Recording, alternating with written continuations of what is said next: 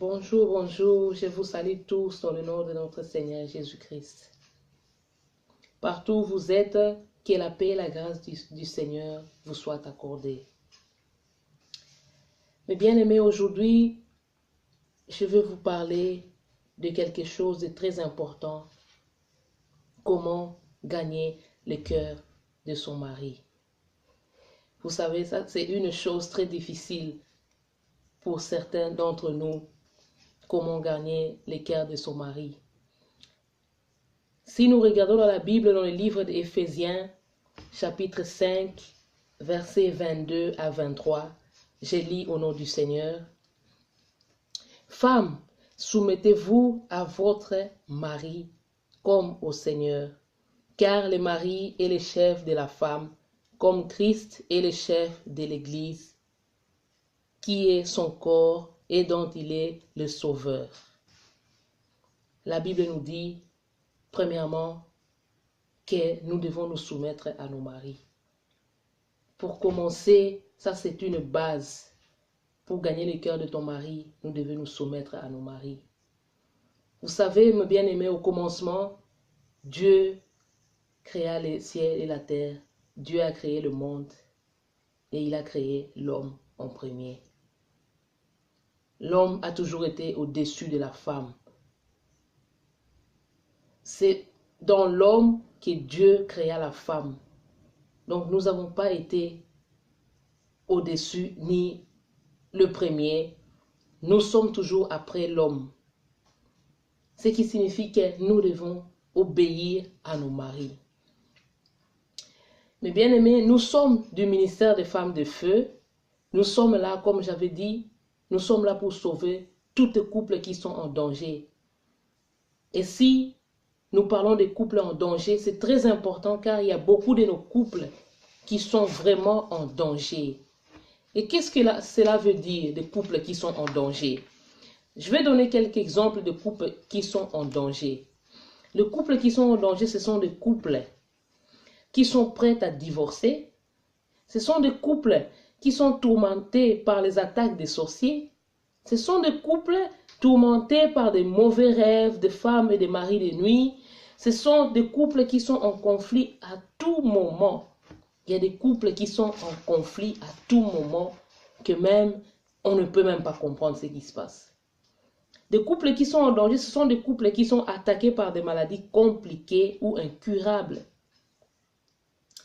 Des couples qui ont des enfants turbulents, des enfants qu'on ne comprend pas du tout leur position, des enfants qui sont incroyables, difficiles à gérer. Ce sont des couples qui ont des problèmes.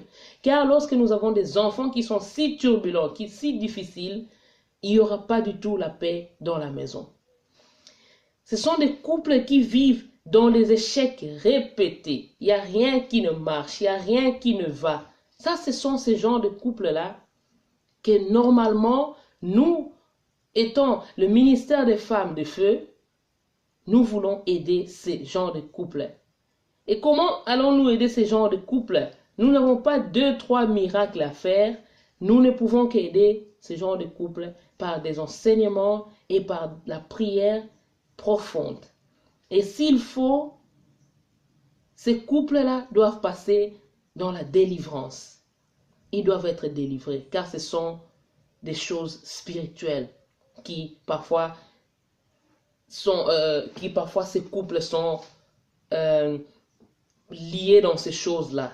Ce sont des choses spirituelles qui demandent de la délivrance. Bref, aujourd'hui je veux vous parler de ces genres de couples-là. Des couples qui sont en danger.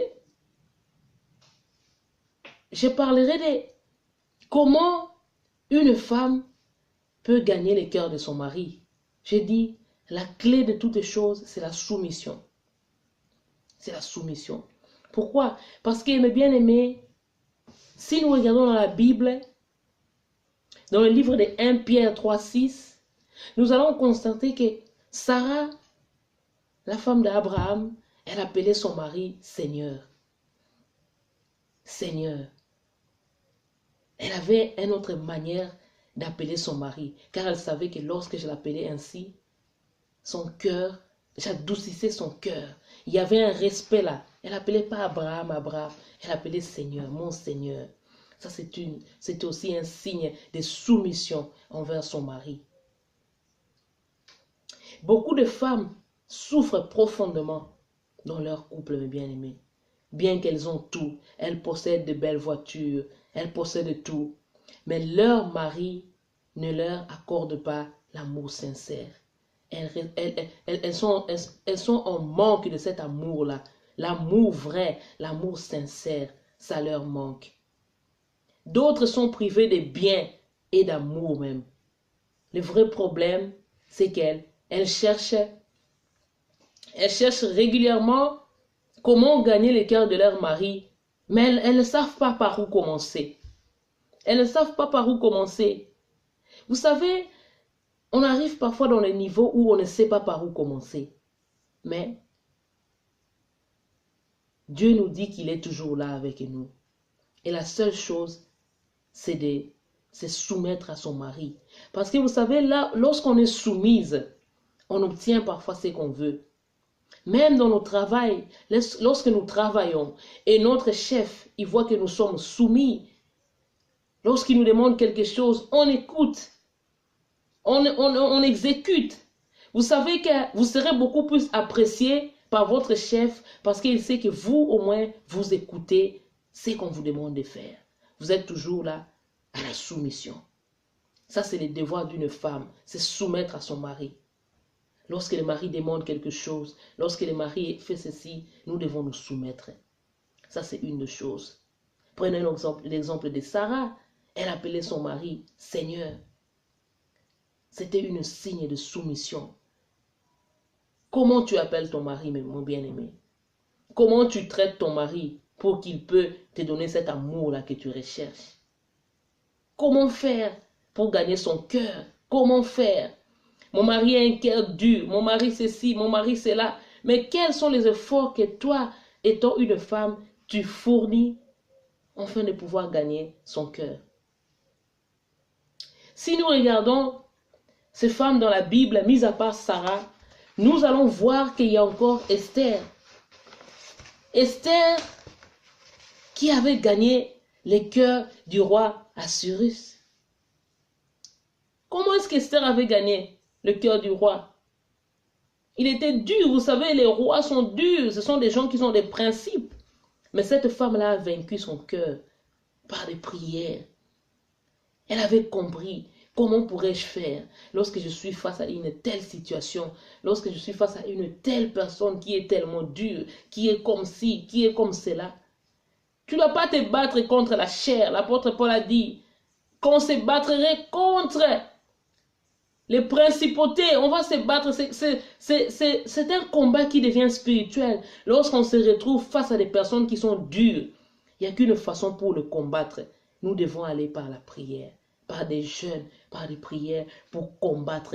Car la Bible nous dit, nous avons un Dieu qui a vaincu toutes choses. Et tout genou se fléchit face à ces dieux-là.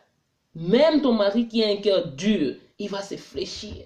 Si tu te mets dans la prière, dans le jeûne, il va se fléchir face à ces dieux-là. Car aucune chose résiste dans sa puissance. Lorsqu'il s'élève, tout genou se fléchit. La maladie se fléchit. La pauvreté se fléchit. Les orgueils se fléchissent. Car